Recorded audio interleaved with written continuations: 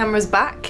What was the rationale for bringing it back? We do speak to our fans a lot, and we looked at what people loved about Dragon Age Origins and what they loved about Dragon Age 2. And there was definitely a sense that people wanted to be more thoughtful in combat. So the tactical cam is a great way to do that. So it allows you to pull the camera all the way up, pause the game, and have a think about the battlefield and sort of pan around and sort of see what's happening, what enemies you're facing against, where they're positioned, you know, what they're doing, and then issue orders to particular characters in your party. You know, examples of it would be, you know, there might be a choke point, and you want to sort of bunch up the enemies, you know, in that sort of choke point so you can rain fiery death down on them. So, you know, you can send your warrior forward, hold the ground at that choke point. Whilst they're doing that, then you can maybe send your ranged attackers up on sort of cliffs or high ground and start slaughtering people. The nice thing is, baseline, you can kind of pick how you want to play. If you're an action player, you can play without tactical cam, and you're going to get all the stuff that's sweet with action.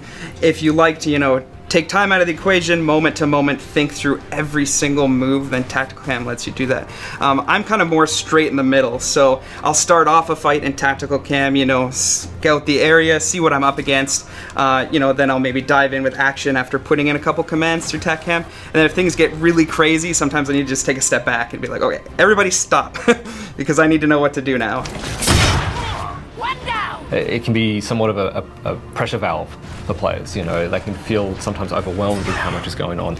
Every now and then, if I get into tough spots or tough combat encounters, that's when I'll pull up the tactical camera and be like, okay, well, what do I need to do here, and be a bit more thoughtful. We've added movement lines into the tactical camera, so when you tell someone to go move to a certain spot or hold a certain spot, it will draw a line about how they're going to get to that spot, which is good information to have about, you know, pathing of enemies and your characters. And then we've also added in an ability when they're panning around in the tactical cam, they can hover over enemies and they can see information on that enemy.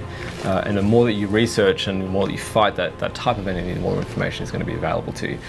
So you may see things like their health, their armor, what strengths or weaknesses they have. It's extra information. It's another layer on top of the original tactical camera.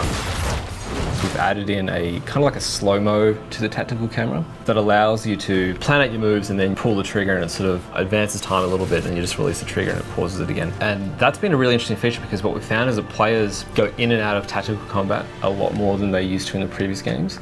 So in Origins, it was very much like players would either play in tactical or in action in real time, and they never really go between the two. In Inquisition, we're finding that they're definitely going in and out a hell of a lot more. So I think that'll feel a lot more fluid and a lot more seamless experience as they play through.